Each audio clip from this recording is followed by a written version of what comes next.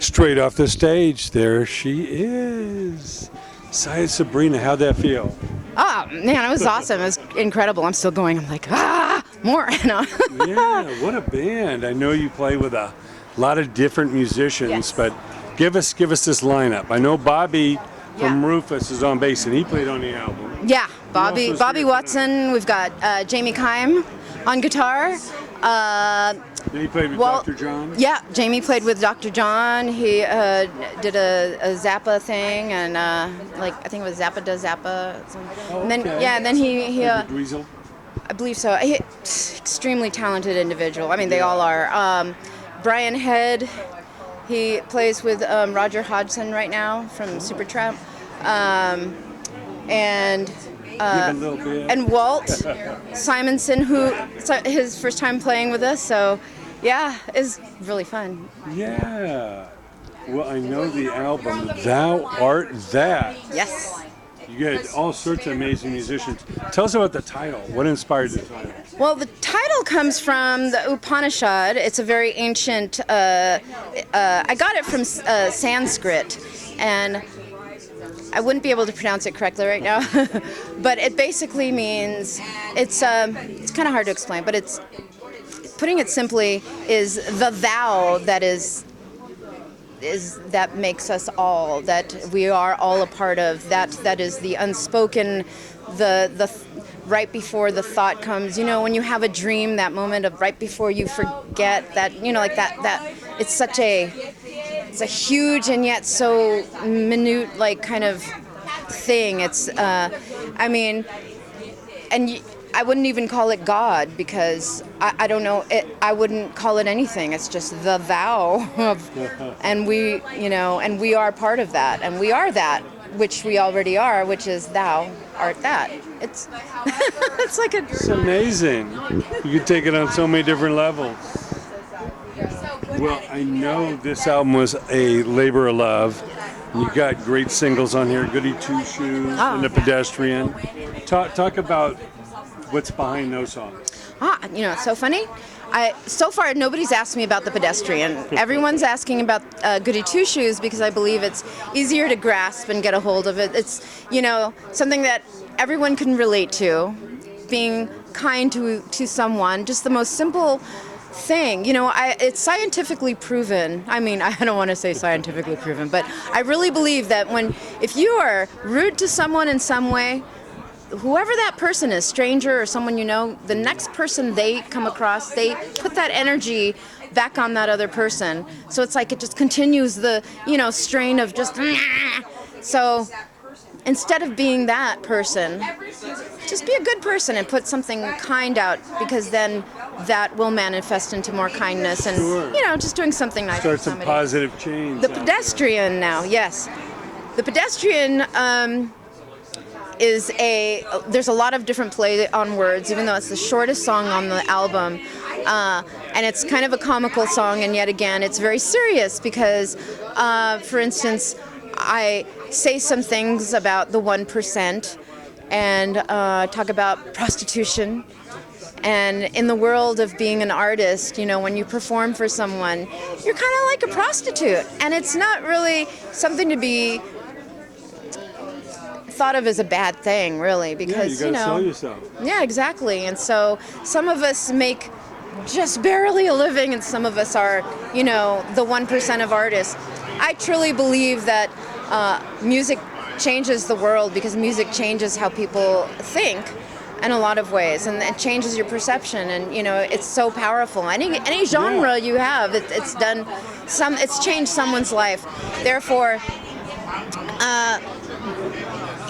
being an artist in the 1%, you would hope, or someone like me who's like really working hard to put out a good message out there, you would hope that there was less, assholeness. Can I say that? Like less of a perversion of oneself, and more of a celebration. And I just would like to. I mean, like we all would, see better. Those who are in the limelight, I'll say, to be more into the light and just be a little bit more positive and show us some, give us some better guidance than shaking your booty in my face. Yeah, well, hard to imagine a world without music. Yeah. But just knowing what music has done for us all and how it helps us get through the day and through all the times. That's why you do what you do. We have to preserve it, you know? Exactly. There's a lot of these governmental people that think the arts is so frivolous. That, Oh yeah, and it's not. Music is. Oh my God, they're taking it out of disposable. schools, programs out of Yeah. schools. It's ridiculous. Yeah. It is absolutely. You wonder 20 years from now how it's going to affect society. Yeah, because you think about, when you take the arts away from a young person, what does their future promise them? I mean, it's wonderful to you don't have to be an artist to appreciate the arts. Sure. Although, when you're in school and your brain is developing, the kids who are studying music in some form usually do better at other things in life because I love you. Sorry. Yeah, And you wonder,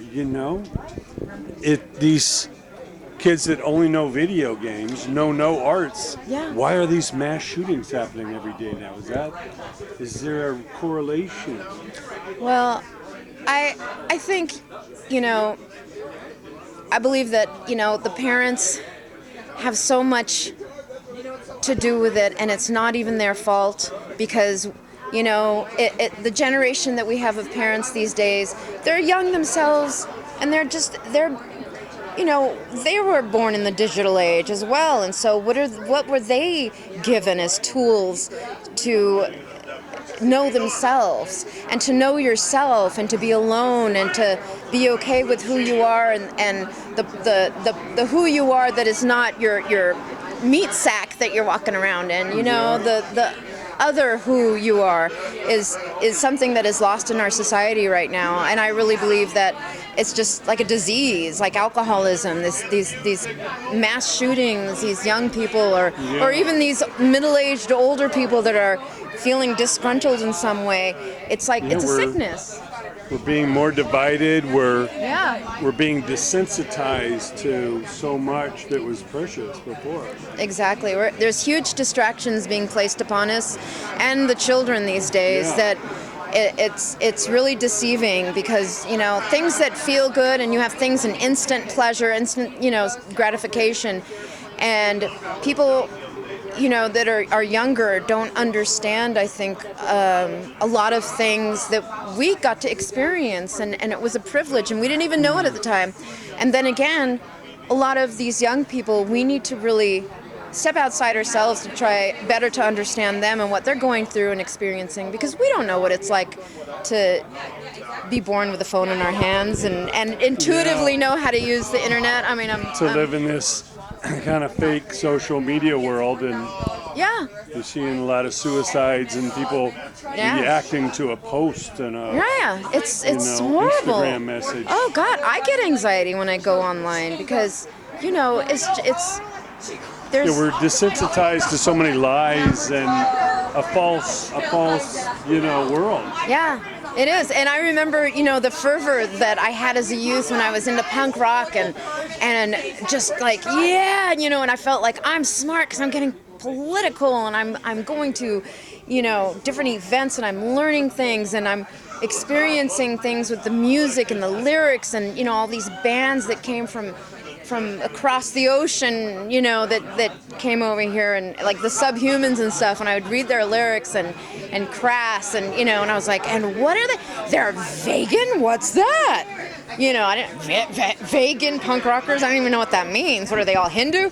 And it's just like, it's so interesting how things evolve and then devolve, and you got to kind of bring them back up again and wake people up and it's a very interesting world that we live in, especially right now. Let's hope, that music, plays a bigger part in people's lives.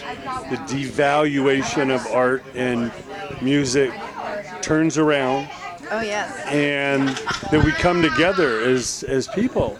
We're all immigrants in this whole, like, I hate everybody that doesn't look like me and think like me, and I thought we got decades past that. I thought we've evolved Yeah. way I know, you would past a think lot of that. You would think so. I mean, the 60s happened, for God's sake. Yeah. Where you had like bands that were, multiracial, and it was Right. like a thing that was encouraged and enjoyed by the youth. And Sure. and then I don't know what happened. I mean, we still have that happening, going on but for some reason we're still divided, and there's a huge division between classes in America, even though we don't really even talk about it so much. But it's and we believe things that we think we cannot attain ourselves, and it's so false, because there is enough for everyone. There is enough for everyone. Yeah. And colors should be admired and acknowledged. Oh, yeah. And We need to break down the barriers, not create new ones, exactly. I always champion bands and artists that mix this and that. Yeah. They took punk and hip hop and Yeah. EDM and electronic and soul music, and I mean, I always loved that when people said, "Why do I have to think this way? I think I can be this and that." So hopefully for the future. I know your music is very inspiring. Your voice is incredible. Who were your heroes? Who were the singers that just got you? Oh gosh, there Singing were in your many. There were many. I mean, I listened to a lot of blues growing up, and Who are your favorite blues singers? oh gosh, Etta James, Coco Taylor. I was really into Ray Charles, B.B. King, John Mayall. I got to open for B.B. King and John Mayall. I was like, oh my God. And John Mayall, he's such a, good songwriter, and it's so funny because I think as a young person, I was constantly emulating other artists in my room, in front of my mirror, and just pretending, and who knew one day, like I would be doing that. Well, with so many of them passed on, you got to carry the torch. You got to pass it to others. We need to. I always say we need to give the flowers to these icons while they're still here. Oh yes, indeed. Why do we have to wait till they're gone and say, "Oh, they were great"? Yeah. Little Richard's still alive. Yeah. Oh my God. Jerry Lee Lewis. Some of these blues guys. Oh my God, I love Jerry Lee Lewis. Yeah. He was. Oh God, man. Buddy Guy's still alive. And he's still incredible, and he's still touring. Yeah. He's phenomenal. Never stops touring. No, and the moment that B.B. King retired, Yeah. that was it. Yeah. I met John Lee Hooker in an airport yeah. in Denver. I think he was over 100 years old at the time. Nice guy Still too. touring. Craziness, right? Yeah. Isn't that amazing? Muddy Waters. My God, when he was around, and his son now is following his footsteps, and he's a big deal. It's really cool, and there's so many amazing artists. Let's not wait. You know what I mean? Some of these guys feel like they were kicked to the curb, and they influenced the Beatles and the Stones and everybody that came after them. Yeah. Oh God. Yeah. Muddy Waters was like a huge influence on the Beatles and the Stones, and and Jimi Hendrix. And I think there's I like. just watched this documentary on Keith Richards today Yeah. on Netflix. I mean, the blues guys are every fabric of his DNA. Yeah. And I mean, it's sad that they didn't get recognized by the entire community, their only local community, until guys like, the Stones and the Who and all these other bands came out, and Zeppelin, and they started taking their riffs and making them popular for the white audience, and it's a sad thing, but it's also a good thing in a lot of ways, because if these guys didn't do that, then these kids wouldn't know what that was. And only because of like bands like Led Zeppelin and stuff, there's like a lot of white kids who are like, oh man, where did he learn how to play? Yeah, he got Willie that Dixon. from he got that from where, from who? And you find out that it runs deep. I mean, and the generations before them, that like Willie Dixon, that these guys were tremendous. And That's one of the great things about really appreciating that music more, is finding out where they came from. Yeah. And then you know, following that rabbit hole. Well, who influenced them? I mean, Exactly. where did it start? You know, I mean, Right, and yeah. you go all the way back to cavemen, you know, Yeah. banging on a rock. Well, I on a believe, log. yeah, I believe it comes from the heartbeat that we all share. We all have that in common. We all have a heartbeat. We all know laughter. We all know anger. We all know sorrow. And, you know, we are our ancestors. And we're blessed to be in this day and age because this is a time of new awakening, I believe. People will start recognizing organic music again and appreciating it. And I also believe that our ancestors that are living in us, if we allow that to come forward, you know, we'll be living the dream, so to speak. I mean, I really believe that good things are possible now instead of, you know, waiting. It doesn't have to be, you know, so. Yeah, let's keep it alive. Well, congratulations again on a great show and the album. Thou Art That. I know you're going on a Southwest tour. Yeah. You know, we'll spread the links. We'll let everybody know where you're playing and Oh, great. all that good stuff. And keep it alive. Can't wait to hear more music. Thank you. Yeah, we're at the Write-Off Room January 19th, and then I believe that's the kickoff of our tour as we head off into Texas, New Mexico, and some other places. And What incredible music history in Texas. yeah, I'm so rich excited to. and- Yes. California and Texas and all these places. Yeah, I'm really excited to meet people and see other bands and who are working their booties off, and it's going to be an amazing time. I'm really excited. Thanks again. Thank you. Look forward to our next interview. Yes, thank Take you. Thank you care. for coming out. I love It it. was great to see your face. Didn't want to miss it.